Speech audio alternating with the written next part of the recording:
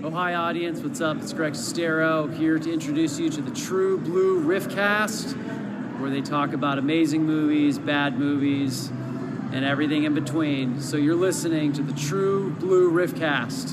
Enjoy it. Thanks, Greg. This is the True Blue RiffCast, the #1 RiffTrax podcast in the world. I am Jeremy, and I am joined, as always, by... Sup, I'm Dave here from Quarantine Central, and I'm loving every minute of it. Oh my gosh, I can't wait for this crap to end.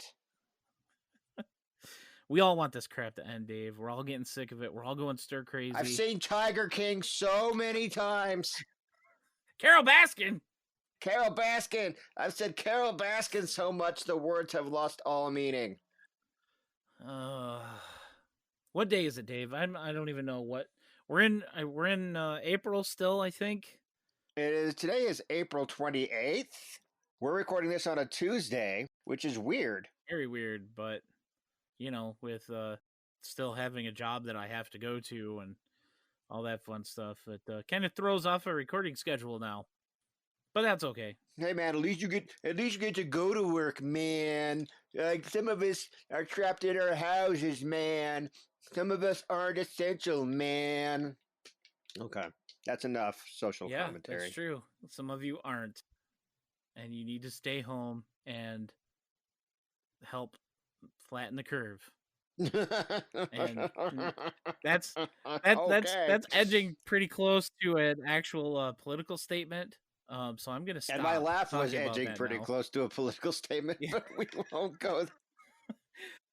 So today on the podcast, we are going to be talking about the newest RiffTrax release, The Most Dangerous Game, which is a weird one. And we are going to be talking about the winner of our latest patron poll, which was a head-to-head showdown between Rock and Roll Nightmare and Manos, The Hands of Fate from RiffTrax Live. And Rock and Roll Nightmare won that one. So we will be talking about that. Which I was surprised by, honestly. It actually won. It was quite handed. 28% for Manos and 72% for Rock and Roll Nightmare, I think was the final numbers on that. I think it's because Rock and Roll Nightmare is a very, very RiffTrax kind of title. Yes. And it's what RiffTrax fans are really into. So, I mean, we'll talk about that. Let's move on to our first RiffTrax feature that we're going to be discussing today.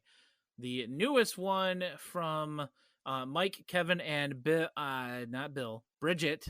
Not Steve. Not Bridget. Bridget, not Bill. That totally wasn't a bit that we planned. No. The Most Dangerous Game from 1932. This is like one of the oldest movies they've ever done. This movie is literally 90 something. It's at least 90 years old. No, wait, it's 88 years old. I'm sorry. I can do math. 88. It is almost 90 years old. Starring Joel McCrea, Fay Wray, and Robert Armstrong. Fay Wray is the only one on that list that I've heard of, and I just know her because she was in King Kong. Yep, and they reference that a number of times in this movie. The original Scream Queen, lol. But yeah, this movie starts out with some 1930s dude bros. Very 1930s. This whole movie is very 1930s, guys. Yeah. I mean, it's just it's like a year or two removed from silent movies. This is I think a lot of this movie was they were still trying to figure out how to do talkies, you know? There's a good possibility just with some of the stuff that they do with this movie, but it starts out with all these guys on a yacht, and I don't even know where they're headed initially, but the captain is familiar with the waters that they're in and notices that the buoys that signal where it's safe to pass through are shifted slightly from where they should be. And he goes to warn the owner of the yacht, and he doesn't care. He's just like, yeah, just go through it. I'm going to sink this bitch. Yeah, and that's exactly what happens. Much in the vein of Titanic, they crash and they... It looked just like Titanic. Oh my God, dude. I was just like, dude. It's like, did they... This was 1932. And so I think like that artwork of the Titanic going down, like, Yeah. I think that kind of like influenced a lot of movies around this time, around this time period. Especially this one. Like, Oh yeah, you can tell that this was just like Titanic, not the James Cameron movie that was released almost a century later, yeah. but No, this one, and it was surprisingly, I don't know if gruesome's the right word, but because it wasn't like gory or anything like that, but I no. was surprised with some of the stuff that they showed happening in this wreck. Oh yeah. Mainly when the water hits the boiler and everybody gets steamed alive, and it shows them screaming in pain. I was very thrown off by that. I wasn't expecting that in a movie from 1932. What's very pre-code, Yeah. as they say. Well, considering That's like yeah. there's some dogs in this movie and some questionable things are happening, and we Was this don't really know. pre-code? I think so. Welcome back from the edit, everybody. Yeah.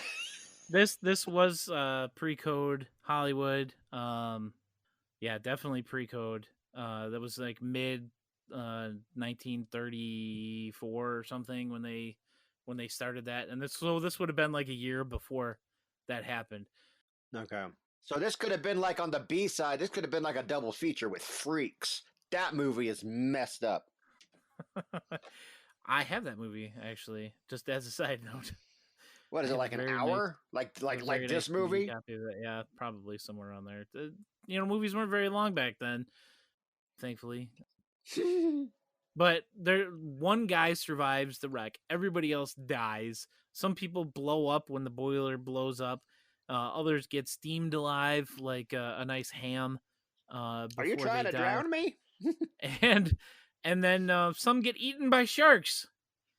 And except for the one guy who swims to shore as opposed to clinging to the wreckage. He swims like to you're shore. Supposed to do. Yeah. He finds a painting of a castle in the distance and heads towards it. And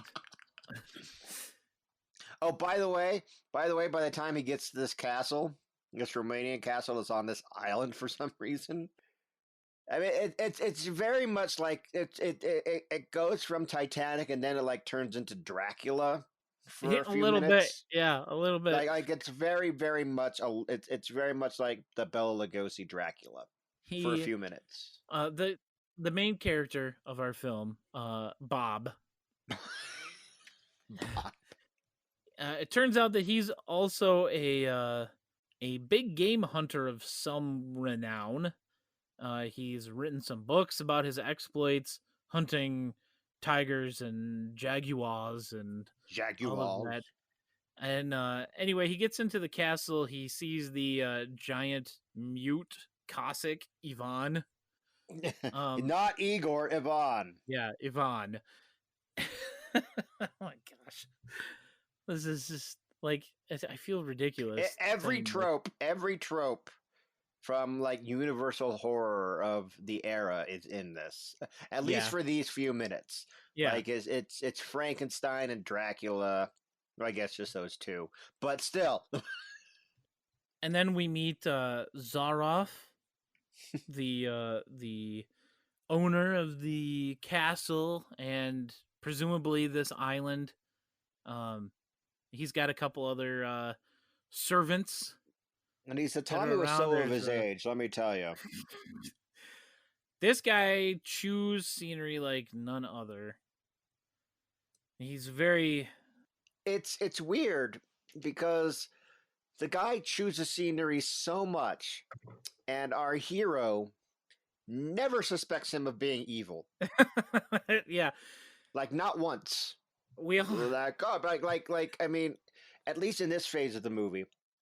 When he gets in there and he meets this guy who is totally not evil, he also meets a couple other people who are survivors of another shipwreck, brother and sisters Eve and Martin the drunk. Martin the drunk is one of the most amazing characters I've seen in a movie in a long time. He was quite outstanding. I think he drank an entire bottle of vodka by himself and just in a few minutes in this scene. Like, he's a very, very RiffTrax kind of drunk. Yes. Like, there's the drunk in Supersonic Man, who behaves very much like this guy. And just like, and there's like, and they're trying to do like really very broad comedy and failing at it. And and the guy in The Drunken Uninvited, who gets drunk on gets drunk on the boat, and then goes to the wheel of the boat and drunkenly sings "Battle Hymn of the Republic." What? Yeah, Like, this I think they might have got some pointers from this guy because he's like trying to get the bad guy to go over and play something on his piano. Some good music. You gotta play some good music. play some that good like none of that prohibition garbage that the government and all that other forces down our throats, and yay gangsters, because I'm a horrible drunk and this is the time of prohibition, or maybe not, I don't know. That was my impression of the drunk in this movie. Yeah. Thankfully, after this scene, he's the first of the characters to die. Before we move forward, another thing, and it's about Bob, our hero. He swims ashore. Yeah. He sees this castle. None of this is strange to him. Like, he doesn't bat an eye at any of it. He'd be like, let me in. Thank goodness this castle was here. But, like, it's not weird that there's a castle here on this island with all this weird stuff going on. This is totally something. It's kind of like at the beginning of It, in both the 80s version and the new movies, where the kid talks to the clown in the sewer. Yeah. Oh, and it's like, nothing no, unusual about normal. Yeah. So it's like, no, this is totally normal. A clown with sharp, jagged teeth. It happens all the time. Or maybe it doesn't. Yeah. If it doesn't happen all the time, I'm just gonna act like it does. So like I don't look stupid in front of the clown. So there's that going on, and B. Oh no, my friends who just died horribly that I watched die, I was just in a shipwreck. That's done. That part of the movie is over. That's ancient history. That never comes up again. His best friends, by the way. Yeah. Yeah, they all died. He just seems to completely forget about them 100%. He watched them die horribly. And it's just like, oh, well, this is fine. Yeah. This is my life now. I just have to accept it and move on. And so they figure out, Eve and Bob figure out that Zaroff is a bad guy. And when they go into his trophy room and they see the heads mounted on the wall and floating in jars. And I'm sure it looked better before it was colorized. And of course, back in 1932, did Legend Films colorize this? Somebody colorized it. I don't know. I mean, obviously, it wasn't filmed in color back in 1932. Oh yeah, it's 1932. They barely had that color world back then. So yeah. So the bad guy Zaroff tells them of what he does. He lets them loose on the island after he gives them a good meal and some good exercise and some good clothes, and he gives them weapons and all these chances to live, and he only hunts them with the bow and arrow. And only. Yeah. And he sets them out, and if they can survive until 4 a.m. the next day, then they have their freedom. And he's trustworthy. Yeah, the last almost 20 minutes of this movie takes place with Bob and Eve in the jungle. Zaroff only wants to hunt Bob because he wants Eve as his trophy. Derp. So he promises not to hurt her, so she decides just to go with Bob. And they take off into the jungle, Question about the jungle. Yes. Are they welcome? And are there fun and games? Okay, you can continue. Damn it.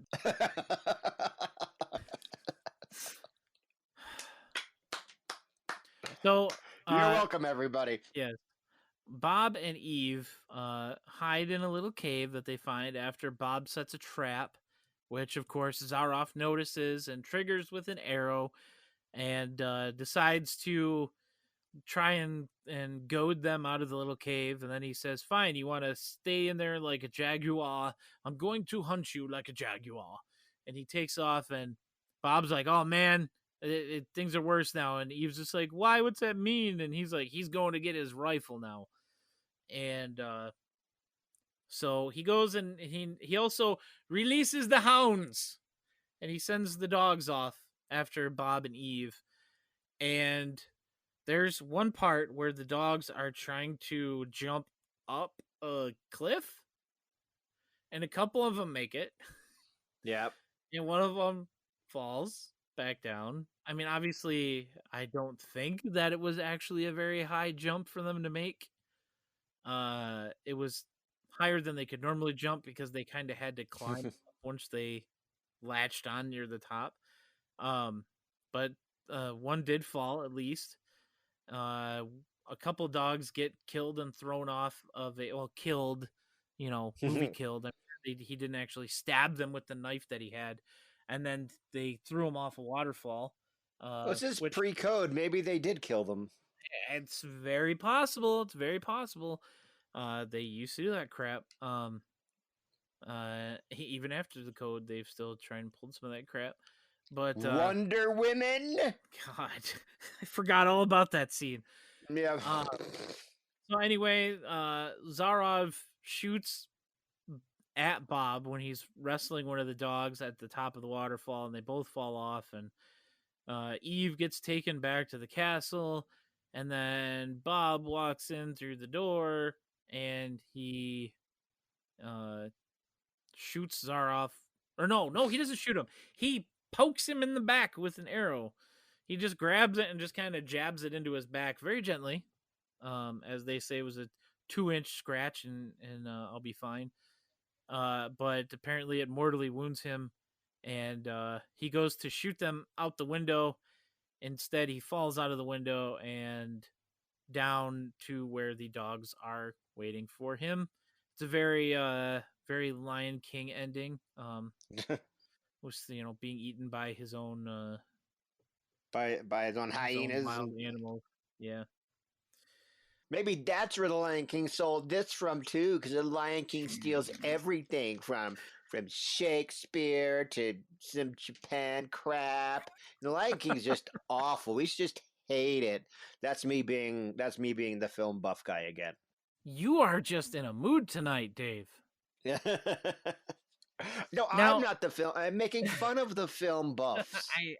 I don't think that stuff. That's dumb. Anyway. Now, when this release dropped on Friday, we were both pretty surprised when we saw the list of people who were riffing it, because normally it's Mike, Kevin, and Bill, and this time it was Mike, Kevin, and Bridget. I'll be honest, I didn't even notice it until the movie started. Because it's just like, I just buy it like, whatever, because, like that. And so the movie starts, I'm like, oh, it's only an hour? All right, fine, whatever. It's been that short before. And then I hear Bridget talking. She's the first one up. And I was like, is this RiffTrax? Is this RiffTrax Presents? And I went back to the screen. It's like, no, Mike, Kevin. Oh, Mike, Kevin, Bridget. That's weird. So we have some hypotheses. Go ahead and start with yours. Welcome back from the edit, everybody. I said something that in jest that maybe I should not have said, and we're gonna go. But it was just out of ignorance, Dave. It wasn't on purpose. Yeah. Not that really makes it better, but my thought is, as most of you probably know, because I'm assuming most of you probably follow Bill on social media, on Twitter and that. And a little while back, his wife was diagnosed with COVID-19, and so they had to be quarantined in their house. And so my thought is that they recorded it while Bill was quarantined, and so Mike had his lovely wife step in, and whom we all love. Yes, in a very platonic and not stalkery way. No, we really do. Bridget and Mary Jo's riffs are outstanding. Bridget and Matthew J. Elliott did a great job together. Oh yeah, that was fantastic. And she did really good with this. I mean, it fit very nicely. Obviously, some of the lines that they wrote work better with her saying them over Bill, because it would have just been weird hearing Bill call Mike honey. But that's the assumption. Happened before. From me, I have no idea if that's accurate or not, and I generally don't try and speculate about such things. But to me, that's what makes sense. Either that, or I'm gonna go ahead and say that's canon, or they just wrote it for Mike, Kevin, and Bridget. Either way, it doesn't really matter because that's what we got, and it was wonderful. It worked well. I loved the three of them together. And yeah, do not hesitate to watch this one, guys.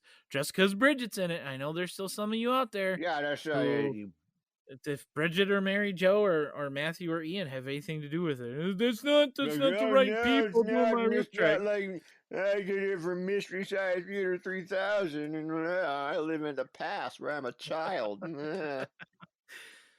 Moving on. The Most Dangerous Game. It was really good. It was very entertaining. The movie was wonderfully cheesy and surprising. Can we just talk about this? This might be the first movie of its kind, or at least like the first talkie of its kind, because this movie's been remade. Like we were talking about it before, and like Bloodlust. We're like, oh, there's a guy literally in Bloodlust. There's a guy on an island that shoots, that goes and hunts Mr. Brady and his friends. What were some of the other ones that we said that had a similar premise? Well, there's The Game, the one where the dude's being hunted. The dude, I say the dude like I should remember this because I remember watching this movie. Not The Game. Surviving the Game. Surviving the Game. The Game with Surviving Triple H. Rutger Hauer, Gary Busey, and Ice-T. Shut up, Gary Busey. Yes, Gary Busey, Rutger Hauer, and Ice-T, where Ice-T is being hunted. He is a homeless man, and he was hired as a survival guide for a group of wealthy businessmen in a hunting trip in the mountains, unaware that they are killers who hunt humans for sport, and that he is their new prey. Of course, he has a background, and he takes them all out. Oh, yeah. Like I don't know, another movie that we know about, Deadly Prey. Yeah, there's just so many versions of The Most Dangerous Game that have been made, and you know, the movie with Stone Cold Steve Austin called The Condemned.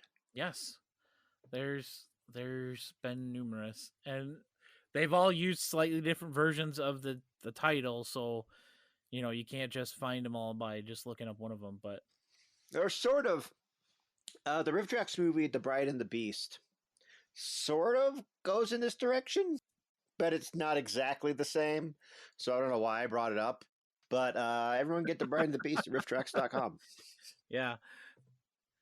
So it was a genre defining movie that's been completely forgotten about, and that we're going to assume is in the public domain. Yes, because it's from 1932, and the motion picture code, whatever, wasn't even a thing yet. Yeah.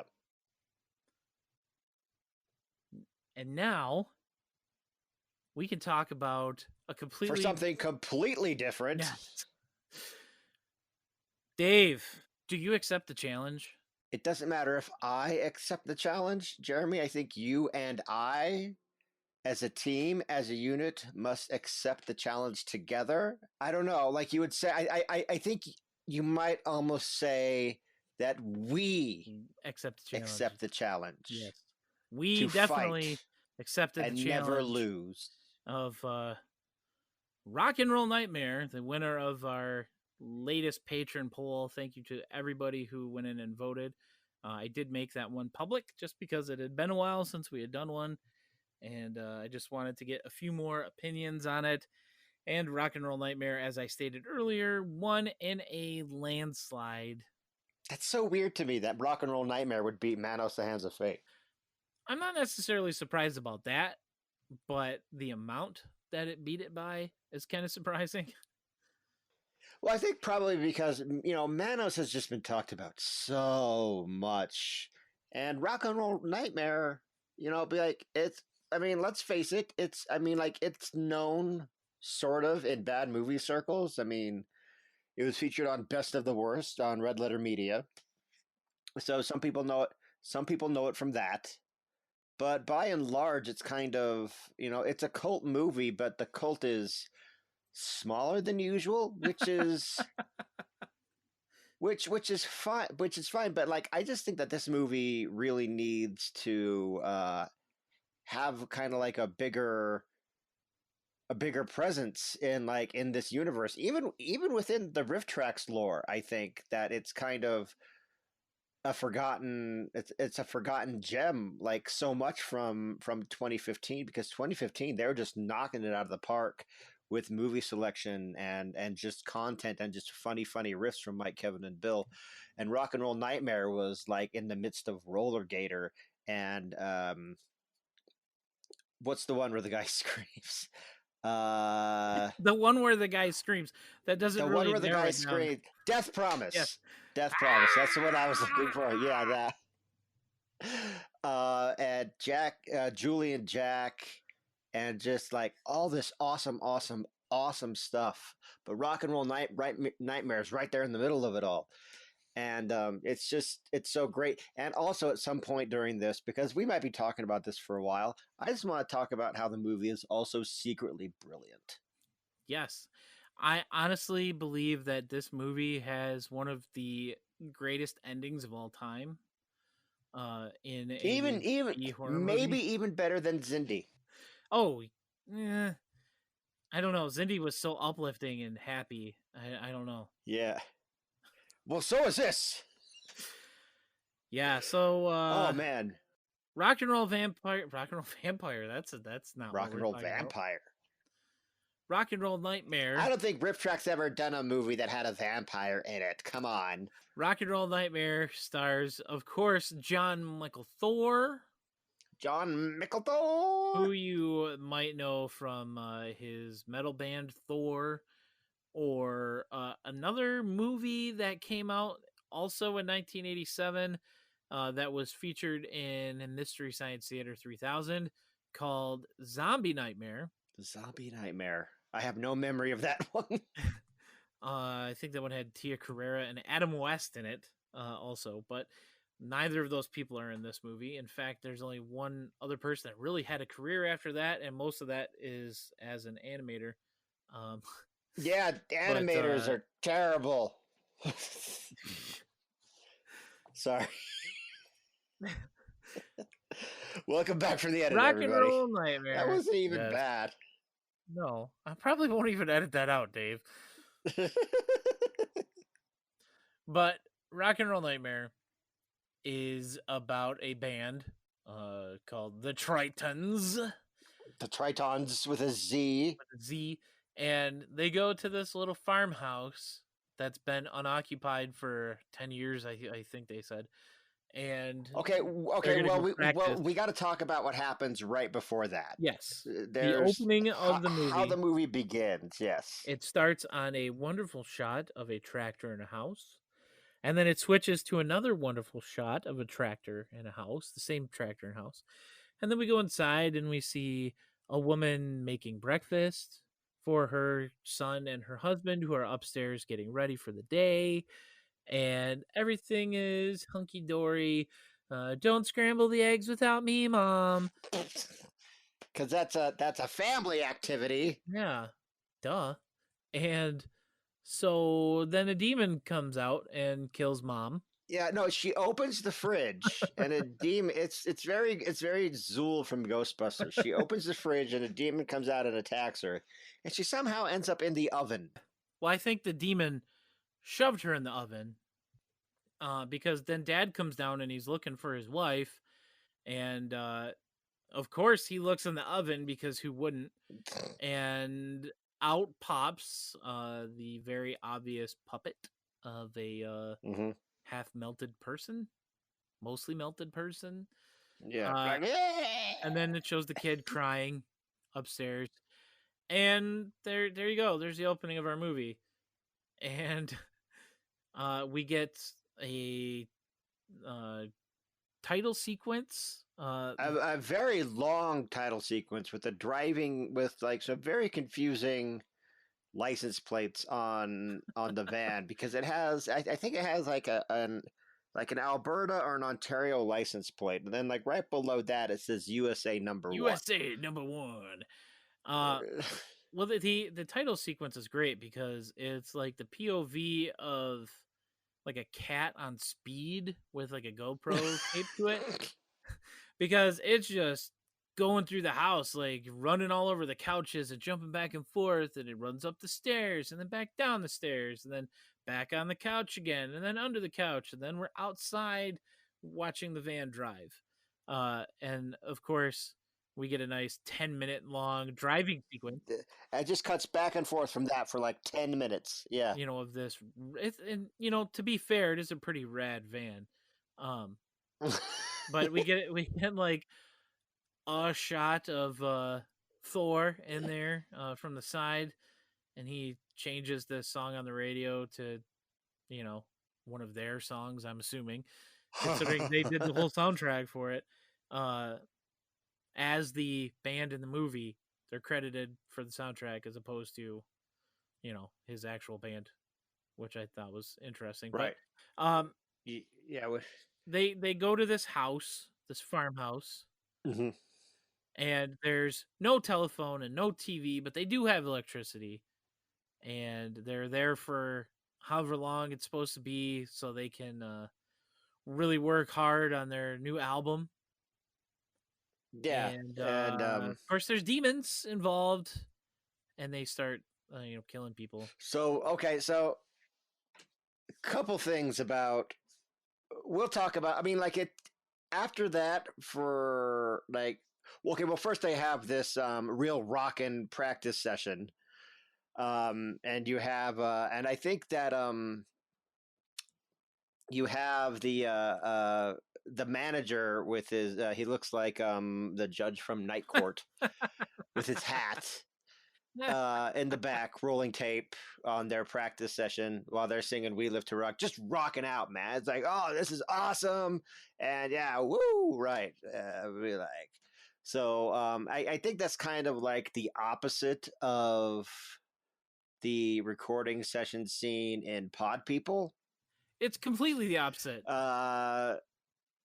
But nobody's wearing a shirt that says yes or "Kiss Me, I'm a Virgin" or something. Yeah, it's it's actually kind of fun to watch. Rock, but like after that, it's pretty kind of like your standard horror movie. Blah blah. There's a lot of nudity in it.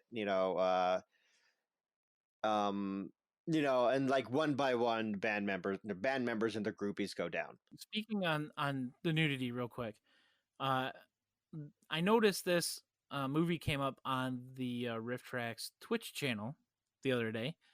I tuned in about halfway through, and it was right as one of the girls were taking off their shirts, and I was very interested to see what was going to happen, because I know there's like a whole, no nudity on Twitch thing. They gorillagram that stuff. Yeah, they have like the whole bottom half of the screen was covered by a banner with the gorillagram on it, and it said censored in between, and with gorillagram, yeah. Find the uncensored version on RiffTrax.com.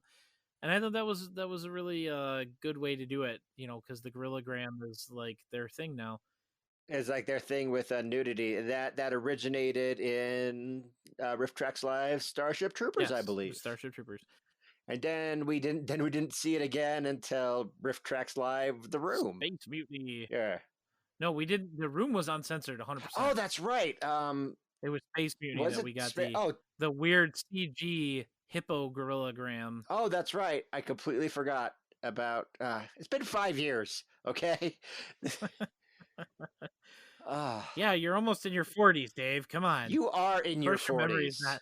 Yes, I am. I am older than you, and I will always be older than you, and that should give you solace. Yes. So just take that. Anyway, Rock and Roll Nightmare. You know, if you're worried about people in your house seeing nudity and you don't care about the swearing and weird gore that this movie has, you know, just wait for it to come on Twitch. You'll be fine. Yeah. Here's or on Pluto TV if it's on the rotation there. Does Pluto not have nudity too? Oh, I don't know actually. We're just saying words. Nothing that we say ever means anything. No, I honestly I stopped watching on Pluto TV once I found out about their Twitch channel because the ads on Pluto TV are insufferable. I mean, it's great that they're showing all this stuff for free for all these different things, but the ads are. Anyway, back to Rock and Roll Nightmare. There are puppets. There are puppets. That's like the one other thing that I think we should talk about. Puppets. We talked about the nudity. Let's talk about the puppets before we get to what the main event of this movie. So the puppets are better than Roller Gator. I would have to agree. They are at least puppets. It's not just a child's toy. Well, I don't know. Some of these things look like children's toys. They are a little bit better than the babies in Octoman, because again, and you can also tell that they were designed for this specific movie. Like they weren't just like they actually built these things for the movie. They didn't just go out to like the store or try to like repurpose something else, or they might have. I don't know, but it doesn't seem that way. Yeah, they didn't look like it. They look like they were created by somebody. Yeah. Whether or not it was somebody who knew what they were doing. Definitely not Jim Henson's Creature Shop. We could definitely say that. I mean, but at least the puppeteering in this movie, I would say it's serviceable. I don't want to say it's bad. I don't want to say it's good either. Definitely serviceable. Also, I don't know how to say this. I do know how to say it, but I guess I'll just say it. Most of the puppets in this movie, gotta be honest, kind of phallic. Yeah, kind of. Just a little bit. They're definitely some penis demons. But, yeah, like that. You're lucky. You're lucky that I want more people to listen to this. Otherwise, I would title this episode "Definitely Penis Demons." Definitely penis demons. They're definitely penis demons. Because that's a great title, but we'll find something else. We'll put that in the Patreon. Yeah. Yeah. Definitely. That's what's gonna be. I'm gonna say it one more time, nice and clear, and then I'm gonna make a thing for our patrons. Definitely penis demons. Quote unquote Dave Chadwick 2020.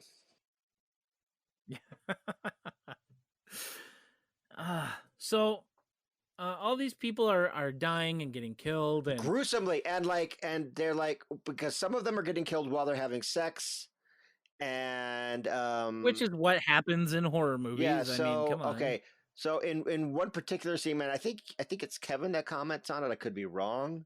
I've watched the movie recently, but I didn't watch it like today or yesterday. But it was like within the last few weeks. A demon.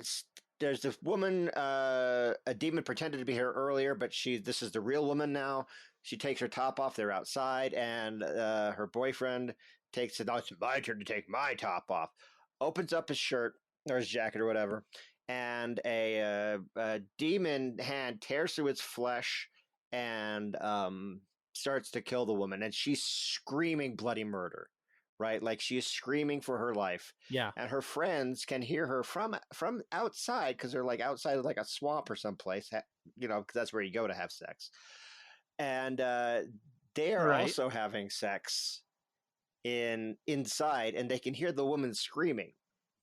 Very clear that this is not like something, like not screams of like, oh, like that. I'm not going to go any further than that because I just realized that it would be very Ah, bad. you almost gave us a It new would have been very ringtone, Dave. bad. Come on. And they're like, oh, he must really be giving it to her or something, right? Like it's obviously like they think that this woman screaming for her life is the sound that she makes when she is engaged in coitus. Well, maybe it was very similar. I mean, if they were all together for that long, but it's clearly the sound of a woman screaming for her life. And it's just like, yes, well, it is, but guess what? It doesn't matter. It does not matter. And why doesn't it matter, Dave? What do we get at the end of this movie? Okay, so John Micklethor, like the whole time he's like, well, I really have to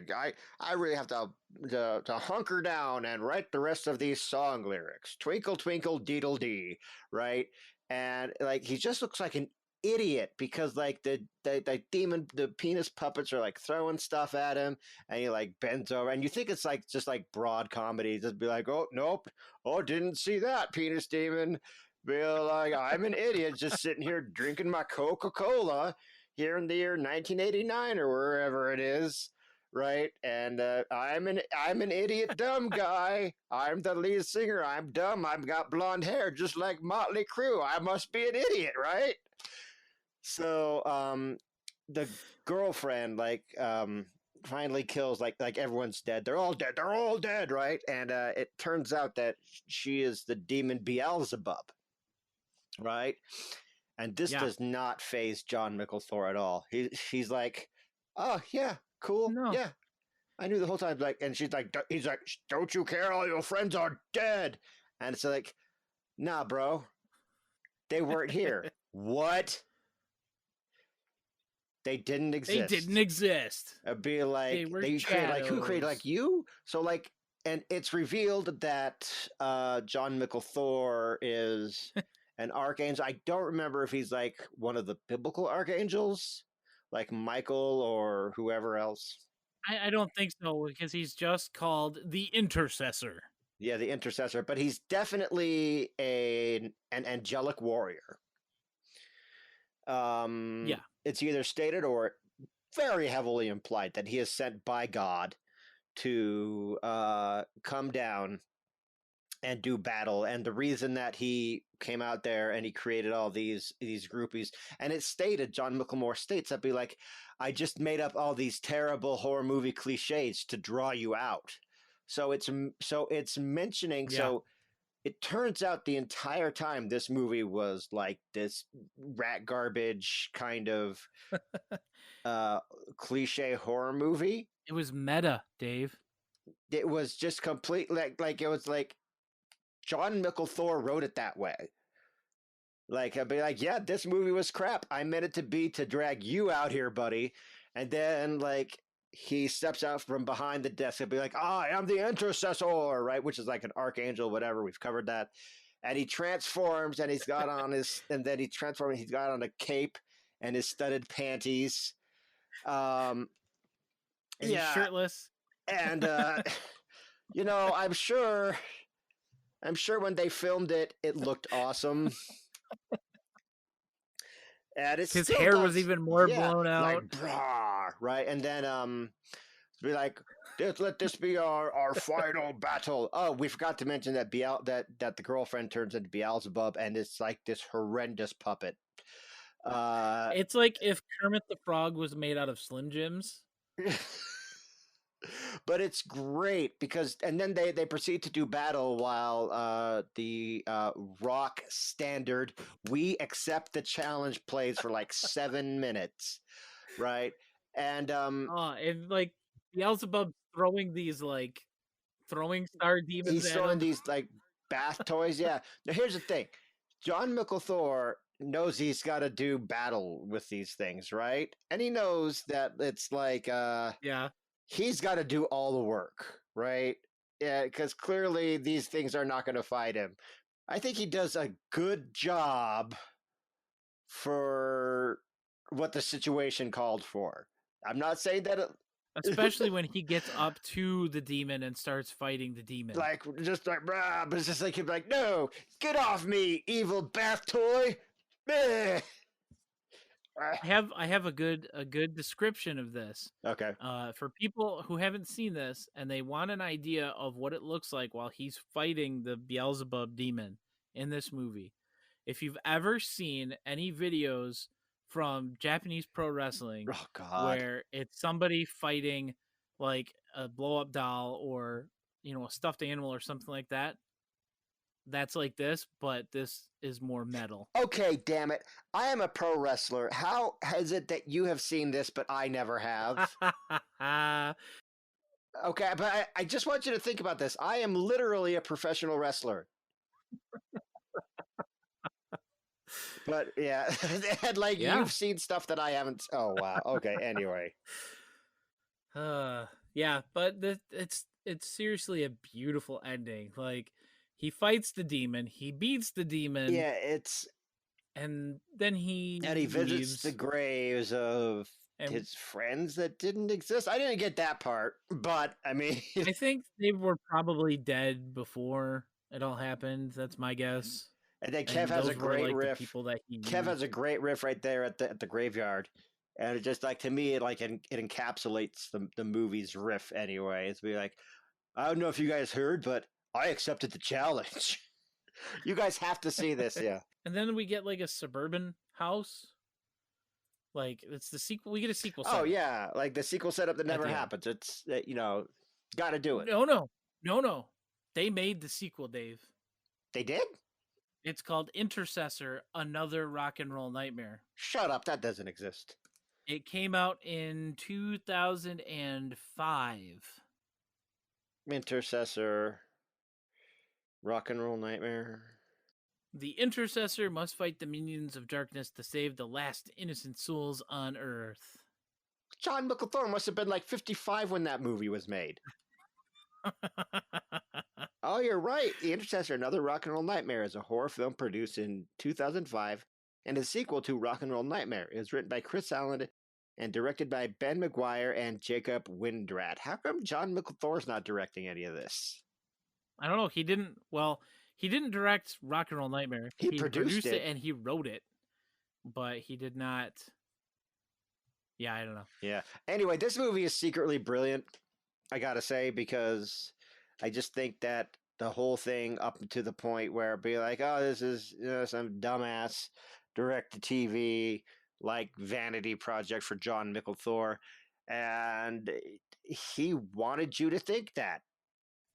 Yeah, because we were actually the demon Beelzebub. That was a stand-in for the audience to be drawn into it. And then we get hands down the best fight scene in the history of RiffTrax. That is not hyperbole. I would dare say it is even better than the fight scenes in The Guy from Harlem. I absolutely love the final battle between the Intercessor and Beelzebub. Yeah. It is amazing. It is so good, guys. Which would you say is better? I have not seen this one.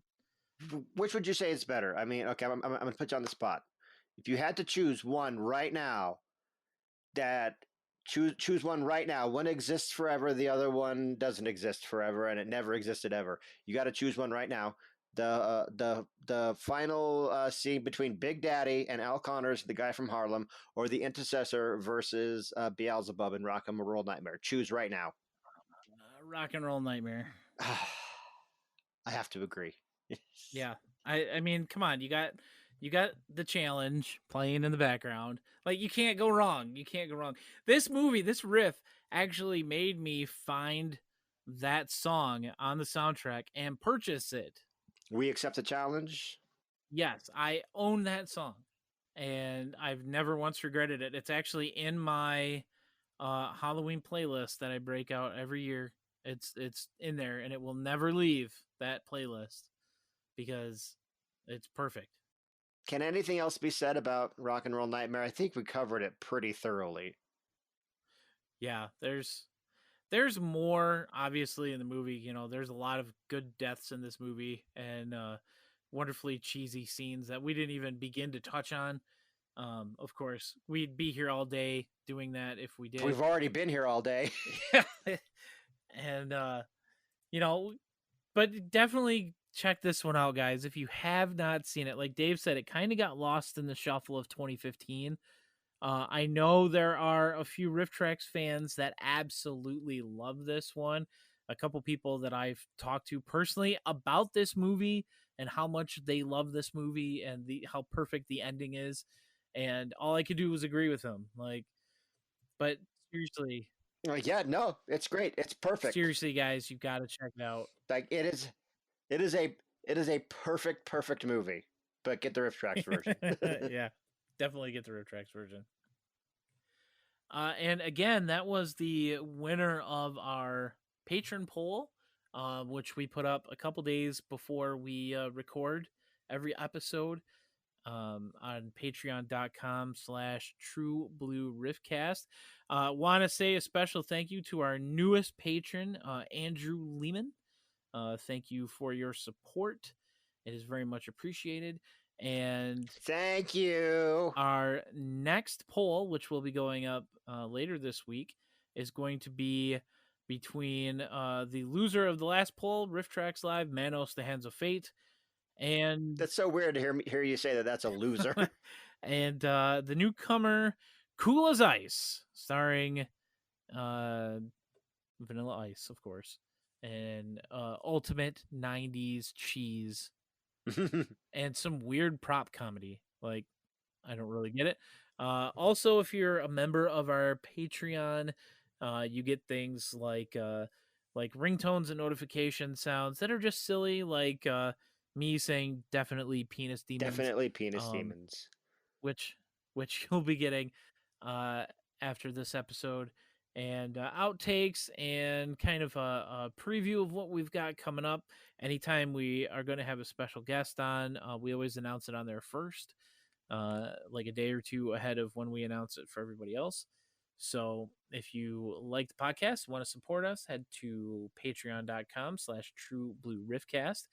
I am Jeremy. You can find me at pbnawesome.com, on Facebook, YouTube, and Twitter at pbnawesome.